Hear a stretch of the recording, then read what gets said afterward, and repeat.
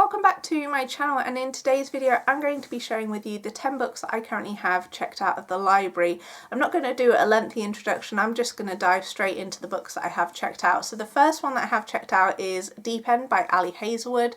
This one I am currently reading, and so far I wouldn't say I'm loving it, but I'm also not hating it either.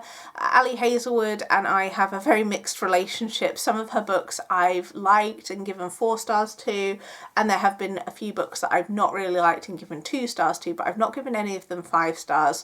I've heard mixed things about this book, and I'm really interested to see where I end up rating this one, whether I end up liking it or not. So interested to see what happens with that one, which is why I've picked it up from the library rather than purchasing a copy, because I'm not sure if it is necessarily going to be one that I love. Then we have The Charlie Method by Elle Kennedy. This is book 3 in the Campus Diaries series, and I'm really excited to pick this one up because I loved The Dixon Rule, which was the second book in this series. I am still yet to read The Graham Effect, which is the first book. I definitely need to go back and read that one, but really looking forward to this one. This series is a spin-off of her off-campus series, and I believe that this one is going to be a MFM, I think. There's definitely going to be 3 people involved, which I'm really excited for, and I will show you the artwork that is in this book because I think it's really pretty. I'm just putting the cover here so I can cover up what library this is from, but this is the artwork. Absolutely gorgeous. I probably will end up purchasing a copy of this book if I end up loving it, which I'm really hopeful that I will. Then we have The Socialites by Caroline Lamond. I can't remember why I picked this one up. I definitely heard someone talking about it and I picked it up, decided to reserve it from the library. This one I think is historical fiction. Yeah, it's set in the 1920s, which is definitely a period of time that I'm very interested in, so interested to check that one out. I'm not sure if there's a romance in this one. As I say, I can't remember too much about why I added this one other than I saw someone mention it. I'm very easily influenced when it comes to books. Then we have A Feather So Black by Lyra Celine. This one is a fantasy romance, and I think this one is a fae romance if I'm not mistaken. Again, I'm sure I saw someone talking about this one, so that's why I added it to my library list.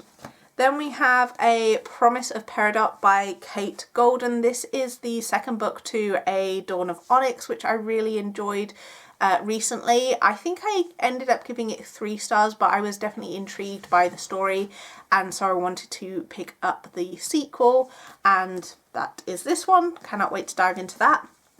Then we have Heartstopper Volume 2 by Alice Oseman. I'm very late to the train with this one, but I wanted to check out this graphic novel series. This is a YA graphic novel series featuring a MM couple, Nick and Charlie.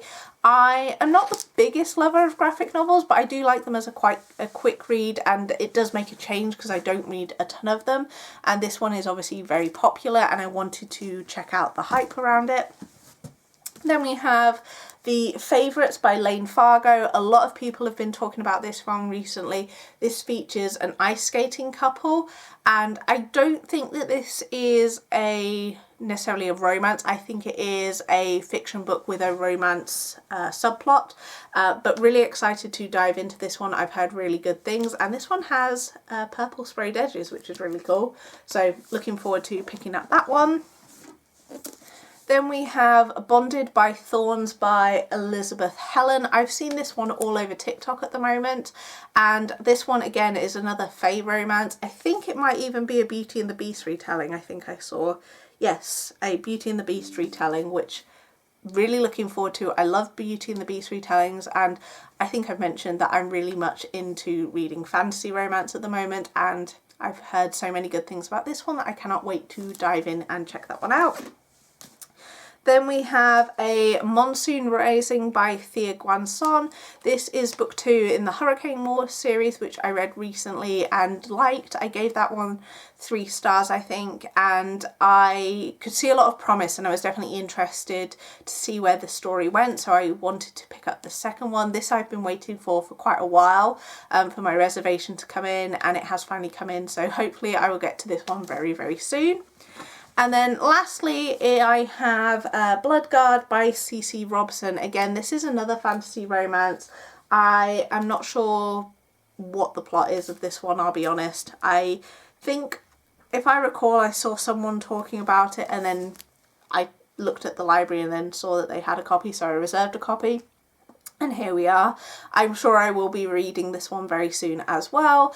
And yeah, really excited for it. I really actually like this cover. It's quite simplistic and there's not a lot of colours on it, but I think that looks really quite striking. So they are all of the books that I currently have checked out from the library. As I said in all of my library hauls, if you are in a position to support your local library, I really recommend that you do. Libraries are a valuable resource. It's a great way to read books for free in a obviously completely legal way. You're not pirating any books, which is obviously a big no-no, and you are supporting the author. Even if you can't afford to necessarily buy the book, it's a good way to support the author, because I don't know about all countries, but I know in the UK, if you